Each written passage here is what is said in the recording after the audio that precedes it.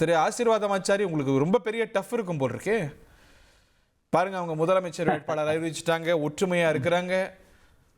இந்த சிரிப்பெல்லாம் எவ்வளவு நாளோ? அதாவது இந்த தேர்தல் அறிவிச்சு இத்தனை நாள் கழிச்சு இவங்க இந்த முதல் கட்டத்துக்குரிய அந்த வேட்புமனு தாக்குதல் நடக்கும்போது நீங்க பாத்தீங்கன்னா 243 தொகுதிகள், அதுல முதல் கட்டமாக போட்ட அந்த நம்பர் ஆஃப் வேட்பாளர்கள் பார்த்துட்டு அவங்களுடைய டோட்டலை நீங்க கூட்டினீங்கன்னு வச்சுக்கோங்களேன், 243க்கு பதிலா 255 வருது. அதாவது கிட்டத்தட்ட ஒரு 7 தொகுதி இல்ல, அதாவது கூட்டணிக்குள்ளாரையே இவங்க ஒருத்தங்களுக்கு ஒருத்தவங்க சண்டை போட்டுக்கிறது. இது பீகார்ல இதே மாதிரி, மகாராஷ்டிராலையும் இதே பிரச்சனை இருந்துச்சு. இன்னைக்கு மகாராஷ்டிராவோட தேர்தலை நீங்க பார்த்திருந்தீங்கன்னா கூட தெரியும், மகாராஷ்டிரால அவங்களுக்கு ஒரு படு தோல்வி. ஏன்னா அந்த வேட்புமனு தாக்குதலுக்கு பிறகு கூட நான் முடிச்சுக்கிறேன். அதாவது அவரு என்ன வேணாலும் சொல்லட்டும், அவருக்கு முழு உரிமை இருக்குது. ஹிதயத்துல்லா சார் அவருக்குன்னு ஒரு கான்ஸ்பிரசி தியரி எல்லாம் இருக்கும். ஏன்னா ஒவ்வொரு தடவை தோத்ததுக்கு பிறகு அவங்க கூடிய நார்மலா சொல்லக்கூடிய அந்த கான்ஸ்பிரசி தியரிஸ் தான். அதை கடந்து நான் போக விரும்புகிறேன். அதாவது பீகார்ல இந்த தேர்தல் தேசிய அளவுல மிகப்பெரிய திருப்பத்தை கண்டிப்பாக ஏற்படுத்தும். ஏன் ஏற்படுத்தும் அப்படின்னா, மக்கள் தேசிய ஜனநாயக கூட்டணியின் மேல வைத்திருக்கிற நம்பிக்கை, அதை இந்த தேர்தலுடைய முடிவு கண்டிப்பாக பிரதிபலிக்கும். அடுத்த கட்டமாக, அதாவது ஒரு 8 மாசத்துக்கு கழிச்சு, 7-8 மாசத்துக்கு கழிச்சு நடக்கக்கூடிய 5 மாநிலங்களுடைய தேர்தல், தமிழ்நாடு உட்பட, தமிழ்நாடு, பாண்டிச்சேரி, புதுச்சேரி, கேரளா, அஸ்ஸாம் மற்றும் மேற்கு வங்காளம், இங்க உள்ள தேர்தல்ல இதுக்கு மிகப்பெரிய பிரதிபலிப்பு. எங்களுடைய தேசிய ஜனநாயக கூட்டணி நோக்கி மக்கள் நம்பிக்கையான ஒரு எண்ணத்தை இது வரக்கூடிய 5 மாநிலத்திலையும் நாங்கள் பிரதிபலிப்போம் அப்படின்ற எங்களுக்கு ஒரு முழு நம்பிக்கை இருக்கு. இப்போ நம்ம ஆரம்பிக்கும் போது சொன்னோம், எப்படி சார் தாக்கம் ஏற்படுத்தும்? ஏன் ஏற்பட்டாது? இன்னைக்கு ஒரு நார்த் ஈஸ்ட்ல உள்ள ஒரு சின்ன மாநிலம் கூட இன்னைக்கு சோசியல் மீடியாவுடைய தாக்கம் எந்த அளவுக்கு போயிருக்குதுன்னா, அருணாச்சல பிரதேசத்துல நடக்கக்கூடிய ஒரு நிகழ்வு கூட குஜராத்லயோ அல்லது கன்னியாகுமரியிலயோ அதனுடைய இம்பாக்ட நம்ம பார்க்க முடியும். தமிழ்நாடு வேற. ஜம்மு காஷ்மீரோடைய தேர்தல் இல்ல, நம்ம ஜம்மு காஷ்மீரோட தேர்தல் ரிசல்ட் அன்னைக்கு நம்ம காலையில இருந்து சாயந்தரம் வரை அதை பத்தி நம்ம தமிழ் சேனல்கள் அதை பத்தி விவாதிச்சுட்டு இருந்திருக்கோம். ஆக நாட்டுல எந்த ஒரு மூலையில எந்த ஒரு தேர்தல் நடந்தாலும் அதனுடைய இம்பாக்ட் இன்னைக்கு நாடை முழுக்க முழுக்க அது பாசிட்டிவா அல்லது நெகட்டிவாவோ. நீங்க சொல்றது சரி. அங்க பாத்தீங்களா, இப்ப வரைக்கும் நிதிஷ்குமார முதலமைச்சர் வேட்பாளர்னு அமித்ஷா சொல்லவே இல்லை. அந்த மாதிரி எடப்பாடி பழனிசாமியும் சொல்ல மாட்டேங்கிறாருன்னு பேசுறாங்க. ஹரிஹரன், அதாவது உங்களுக்கு தெரியாதது ஒண்ணு இல்லை. அதாவது தேசிய ஜனநாயக கூட்டணி ஒன்றாக ஒரு தேர்தலை சந்திக்கும் பொழுது அதுக்குன்னு ஒரு சிஸ்டம் இருக்குது. அதாவது தேர்தல் முடியுது, அதுக்கு பிறகு முதல்ல எல்லா எம்எல்ஏக்களும் ஒன்னாக கூடி அவங்களுடைய யாரு சிஎம் கேண்டிடேட்டை, யாரு சிஎம் நாங்கள் தேர்ந்தெடுக்கிறோம் அப்படின்றத அந்த தேர்ந்தெடுக்கப்பட்ட எம்எல்ஏக்கள் செய்ய வேண்டிய வேலை. அதை முன்னாடியே நம்ம செய்ய வேண்டிய அவசியமும் கிடையாது. அவருக்கு மட்டும் விதி விலக்கு இல்ல. அது தேசிய அரசியல். ஒரு பிரைம் மினிஸ்டர் உலக நோ ஹரி, இன்னைக்கு இந்தியாவுடைய ஒரு பிரதிநிதியாக உலக அளவில் பேசக்கூடிய அவர் யார் தேர்ந்தெடுக்கப்படுன்றது மக்கள் புரிஞ்சிருக்கணும். அதுக்கு அடுத்ததாக ஒரு மாநிலம் அந்த முதலமைச்சர் யாருன்னு முன்னாடி தெரிஞ்ச கூடாதா? இல்லையே, அதான் தெளிவா சொல்லியிருக்காரு. இன்னைக்கு ரவிசங்கர் பிரசாத் இன்னைக்கு காலையில பிரஸ் மீட் பண்ணாரு. அதாவது தேஜஸ்வி யாதவ் பேச முடிச்ச உடனடியாக பேசினார். அது என்ன சொன்னாரு, நிதிஷ்குமார்ஜி அவர் தான் எங்களுடைய டாலஸ்ட் லீடர் அப்படின்றத அவர் மேற்கோள் காட்டி பேசியிருக்காரு. பொருள் அல்ல. அதாவது ஹரி, நம்ம இவங்களே எடுத்துக்கோங்களேன். இவங்க முதலமைச்சர் வேட்பாளராக தேஜஸ்வி யாதவ் ஏன் இன்னைக்கு டிக்ளேர் பண்ணாங்கன்னு உங்களுக்கு காரணம் தெரியுமா? 4 நாட்களாக தேஜஸ்வி யாதவ் தொடர்ந்து இவங்களை பிளாக்மெயில் பண்ணிட்டு கூடுதலாக அவர் வேட்பாளர் போட்டதுக்கு காரணமே, ஆக்சுவலி கூடுதலாக வேட்பாளர் போட்டது ஆர்ஜேடி கட்சி. ஏன் போட்டாங்க?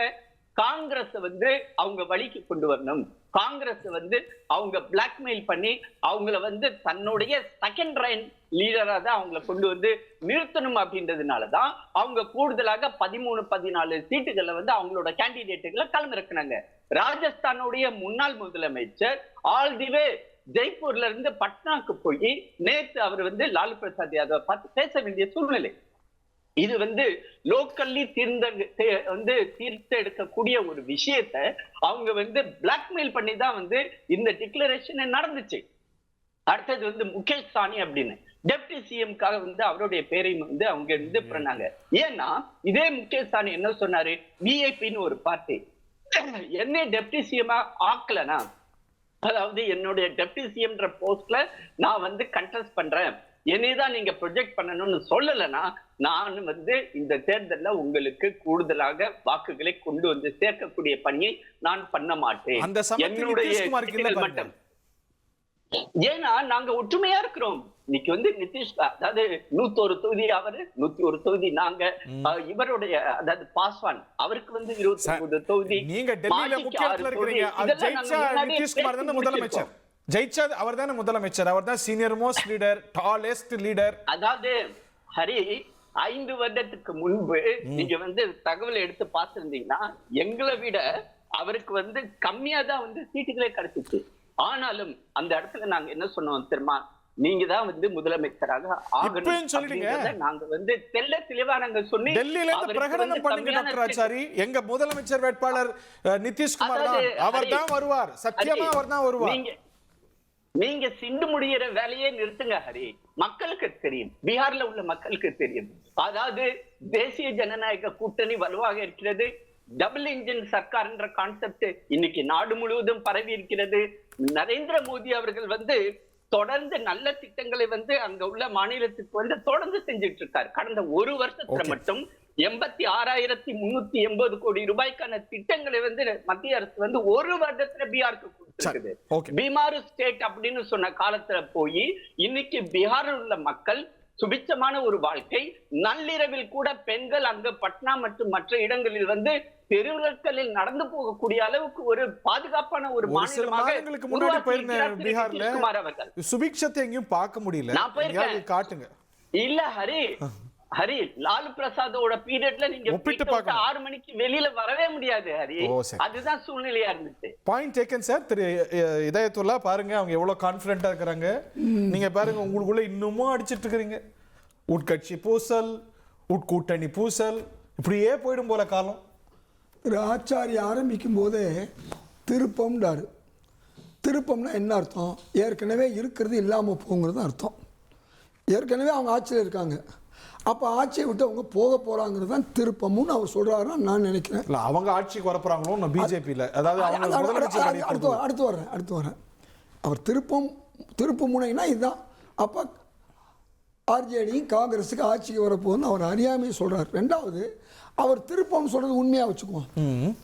அந்த திருப்பம் எப்படி இருக்கலாம்னு சொன்னால், ஏற்கனவே மகாராஷ்டிராவில் ஷிண்டேயை வீழ்த்தின மாதிரி, தமிழ்நாட்டில் திரு எடப்பாடியாரை வீழ்த்த போகிற மாதிரி, இங்கே திரு நிதிஷ்குமாரை வீழ்த்துறதுக்காண்டி அந்த மாதிரி வித்தியாசமான திருப்பமாக, அதாவது கூட்டணி கட்சிகளுக்குள் அதை ஒன்றுமில்லாமல் ஆக்கக்கூடிய ஒரு சூழல், அந்தந்த கட்சிகளை அவங்களா நீங்களா? நாங்கள் ரொம்ப தெளிவாக சொல்கிறேன். ஒரு தேர்தல்னால் முதல் மந்திரி வேட்பாளர் நாங்கள் அறிவிச்சிட்டோம். அவங்க சில மாநிலங்களில் பாஜக அறிவித்தது தான் பிரதமராகவும் அறிவிச்சிருக்காங்க. ஆனால் காரணம் சொல்கிறது என்ன காரணம்னா, அதே மகாராஷ்டிரா காரணம் தான் இங்கே, அதே தமிழ்நாட்டு காரணம் தான் இங்கே சொல்ல. தமிழ்நாட்டில் சொல்லுவாங்களான்னு போக போக தெரியும். இந்த பூவின் வாசம் சொல்லுவாங்களா, அந்த மாதிரி இது பூவா நாருமான்னு தெரியாது. ராமதாஸ் மாதிரி ராகம் போட்டு பாடுறது. ஆமாம், இது என்ன போக போக தெரியும். இப்போ பிரச்சனை என்னன்னு சொன்னால், நாங்கள் ஃப்ரெண்ட்லி கண்டெஸ்ட் சொன்னதுலேயே கூட இப்போ நாங்கள் 4 தொகுதி வாபஸ் ஆயிடுச்சு. மொத்தம் 5-4-4 நேற்று திரு லாலு பிரசாத் மூலமாக விஐபி கட்சியோடு இருந்ததை கிளியர் பண்ணிட்டோம். அவர் சொல்கிறார் அந்த பிளாக்மெயிலு, ஏமாத்துறது, இந்த வேலையெல்லாம், இந்த வாஷிங் மிஷின் வேலை, இது பூரா பிஜேபியுடைய வேலை, எங்கள் வேலை கிடையாது. இதெல்லாம் ரொம்ப தெளிவாக தெரிஞ்சதுனால தான் அவங்க நம்ம சொல்ல தான் திருடி பிறனை நம்பாம்பாங்க, அந்த மாதிரி சொல்கிறார் அவர். அது இருக்கட்டும். இப்போ பிரச்சனை என்னன்னு சொன்னால், இந்த நாலும் இந்த 5 சீட்டு கம்யூனிஸ்டோட 4ம் ஆர்ஜேடியோட 5ம் இதுவும் பேச்சுவார்த்தையில் இருக்குங்கிறதும் தகவல் வந்துருச்சு. அதனால் இந்த முதல்வர் வேட்பாளர் நாங்கள் அறிவித்தது மட்டும் இல்லாமல் இவங்களால ஏன் அறிவிக்க முடியல, ஏன்னா ஏற்கனவே முதல்வர் இல்லாத ஒரு மாநிலமாக இருந்து அது ஏற்கனவே இவங்க கூட்டணி ஆட்சி இல்லாமல் இருந்திருந்து முதல்வர் வேட்பாளர் இல்லைன்னு சொன்னால் அதில் ஒரு நியாயம் இருக்குது. ஆனால் ஏற்கனவே முதல்வர் வேட்பாளராக அங்கே நிதிஷ்குமார் இருக்கார். இப்படிப்பட்ட ஒரு சூழலில் இப்போ ஏற்கனவே எங்களுக்கு என்ன ஒரு பெரிய பலம்னு சொன்னால் இந்த வாக்கு திருட்டு ஓட்சோரி விஷயத்தில் மக்கள் திரண்டது இன்றைக்கு. அதனால தான் போட்டி கடுமையாக இருக்குது. நான் நின்றா எம்எல்ஏ ஆகலாங்கிற எண்ணம் வந்து இந்தியா கூட்டணிக்கு வந்ததன் விளைவு தான். எப்படி எலெக்ஷன் கமிஷன் தின்றுச்சா? எலெக்ஷனுக்கு முன்னாலேயே மக்களுடைய ஆதரவு. இப்போ இந்த ஓட்சோரி விஷயம் மட்டுமல்ல, இப்போ இவர் என்ன சொல்கிறாரு, நம்முடைய இன்னொரு கட்சி தலைவர் இருக்கார் இல்லையா, நம்ம தேர்தல் மீகும் வகுப்பாளர் பிரசாந்த் கிஷோர், அவர் என்ன சொல்கிறாரு, இதுவரை இவங்க ஓட் சோறு தான் பண்ணுறாங்க, இப்போ வந்து எம்எல்ஏ சோறு, அதாவது கேண்டிடேட் சோறும் பண்ணிட்டாங்க. அவருடைய 4 வேட்பாளரை தள்ளிக்கிட்டு போயிட்டாங்க. இந்த பிளாக்மெயிலு தள்ளிட்டு போகிறது இந்த வேலையெல்லாம் பாஜகவுக்கு தான் தெரியும். இதை அவங்க செய்கிறாங்க. 2வது சொன்னார், நாங்கள் இத்தனை 1000 கோடி கொடுத்துருக்க முடியும். பணம் கொடுத்ததெல்லாம் உண்மை. தமிழ்நாட்டு பணத்தையெல்லாம் எடுத்து கொண்டு போய் பீகாருக்கும் யூபிக்கும் கொடுக்குறாங்க. ஆனால் என்ன நடந்துச்சு தெரியுமா, அங்கே பாஜக பீகார்ல பிரச்சாரம் பண்றது போய் அதான் பண்ண பாஜகவுடைய கூட்டாளிகள் அதே மாதிரி கான்ட்ராக்டர் என்ன பண்ணிட்டாங்க, 18 பாலம் 10 மாசத்துல இடிஞ்சு விழுந்திருக்கு. எங்கே? பீகாரில். பாலம் எந்த மாநிலத்திலையும் கிடையாது. அப்போ இன்னைக்கு பீகாரில் இருக்கக்கூடிய இளைஞர்கள் தான் வெளியூரில் வேலைக்கு வர்றாங்க. இன்னைக்கு வேலை இல்லா திண்டாட்டம் அதிகமாக இருக்கிற ஒரே மாநிலம் பீகார். இவங்க இத்தனை வருஷமாக ஆண்டும் கூட. அதுக்கு மேலே இன்றைக்கு தேஜஸ்வி அருமையான வாக்குறுதிகளை கொடுத்துருக்காரு. இவங்க அவர் தனியாக கொடுக்குறாரு, காங்கிரஸ் தனியாக கொடுக்குது. எது அந்த கூட்டணியோட வாக்குறுதினே தெரியல. 2 சேர்ந்து தான் வாக்குறுதி.